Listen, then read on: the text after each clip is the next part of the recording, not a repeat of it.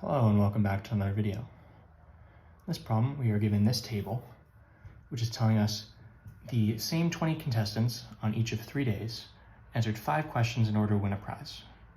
They all received 1 point for each correct answer, and they received all of these given scores on these given days. And we say, okay, for day 1, which is represented by this row here, what is the mean score of the contestants?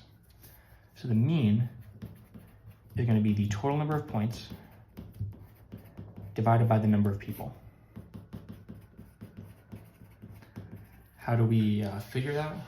Well, let's say you had 100 points divided by 10 people. Doesn't matter who has what points, the average is going to be 10 points per person, 100 divided by 10, right? So here, we have to find the total points. How do we do that? Well, if we know that 2 people got 5 out of 5s, that's like someone getting 5 plus another getting 5. And if 3 people got 4 out of 5, that's like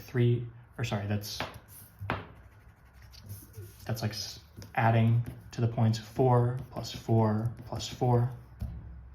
So this is the same as 5 times 2 plus 4 times 3, right? The total number of points is equal to the number of points any individual person got times the number of people that got that number of points, right?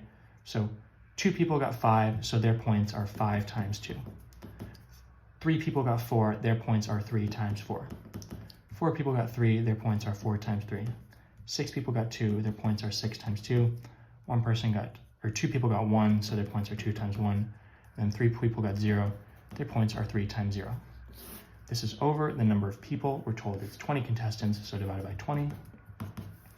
And this is 5 times 2 is 10, plus 3 times 4 is 12, 4 times 3 is 12, 6 times 2 is also 12, 2 times 1 is 2, 3 times 0 is 0 over 20.